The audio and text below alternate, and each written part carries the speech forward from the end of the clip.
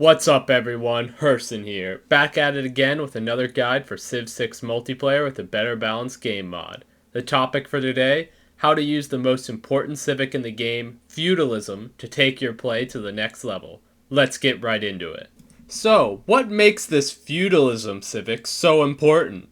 Well, it gives all your farms bonus yields for adjacent farms, so I guess that's nice. Oh, it also gives every plantation in your empire +1 food, so I guess there's that.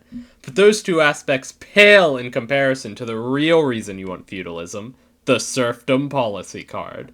This policy card grants builders 2 extra charges. It is the secret ingredient top players use to explosively grow their empire in the mid-game.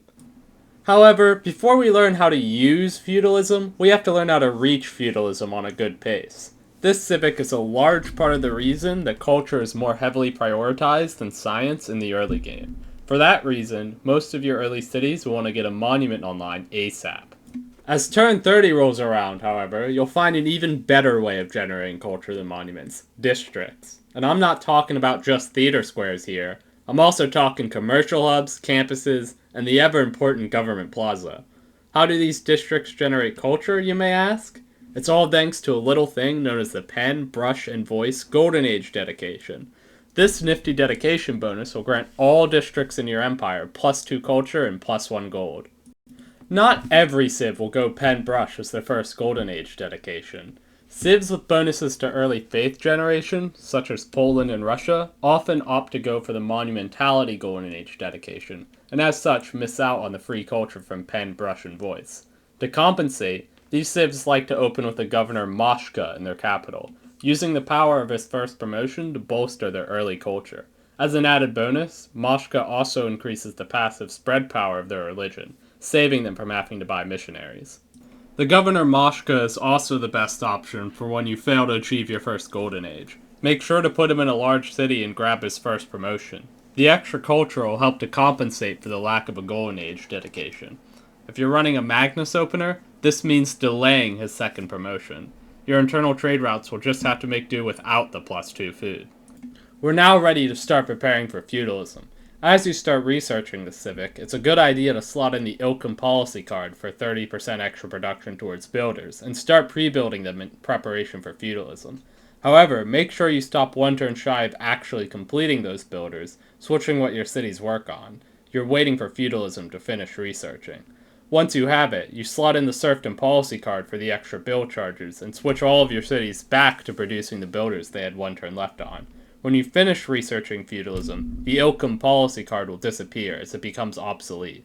However, the extra production it gave you on your builder pre-builds will remain. The end result? You got some turns of 30% extra production towards all of those builders, and they all come with 5 build charges instead of 3. If you have the building Ancestral Hall in your government plaza, all new cities come with a free builder. These builders will benefit from the serfdom policy card, gaining 2 extra charges if the city is settled while the card is active. It can be worth delaying your settles by a turn or 2 if it means getting the extra charges on the free builder. Faith-oriented civs that opened with the Monumentality Golden Age dedication need not actually produce their feudalism builders, thanks to the fact that Monumentality allows you to buy civilian units with faith. Instead, they can bank up faith in the turns leading up to unlocking feudalism. Then, when they unlock it, they slot in the serfdom policy card and use that faith to buy a wave of 5-charge builders across their empire. Now, what to actually do with all those builders? To answer that question, we're going to be jumping away from the civic tree and into the tech tree for a moment. The tech we're going to be examining is Apprenticeship. This technology grants +1 production on all mines everywhere in your empire. Finally, all of those empty hill tiles are worth improving. What's more, this technology has an easy Eureka to trigger. Simply build 3 mines and you get 40% progress towards the tech for free. Make sure to hit this Eureka in order to optimize your game. With Apprenticeship, you're going to be using all of your builders to improve the hills you have throughout your empire. Grasslands Hills become a 2-3 with a mine, while Plains Hills become a 1-4. Both of those are excellent tiles. However, this is only part of the equation. Improving your hills to mines will allow your empire to grow, sure, but it won't grow explosively. If you want to know how top players really get ahead at this stage of the game, we're going to have to talk about chops.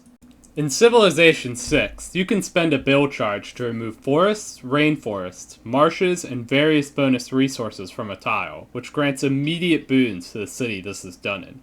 These bonuses are quite substantial and scale over the course of the game based on the number of techs and civics you've completed.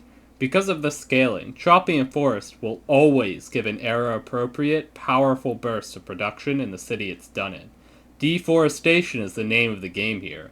We're going to be using our builders to chop as many forests and rainforests as we can in order to grow our cities and get all of our districts down as soon as possible. If you have the Governor Magnus, prepare to witness the power of his chops.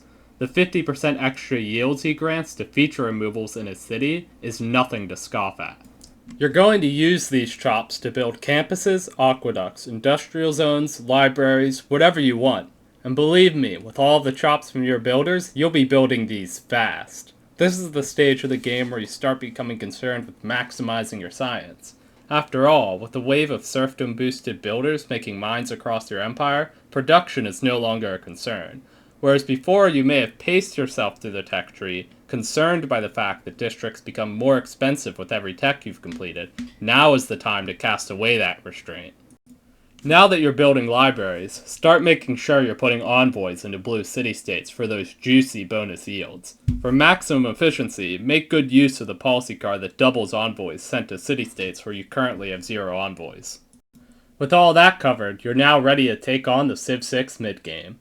Watch in amazement as your empire triples its science and doubles its culture over the course of the next 10 turns. Be the envy of your friends who always fall behind in the mid-game. And as always, remember to like, subscribe, and share the video.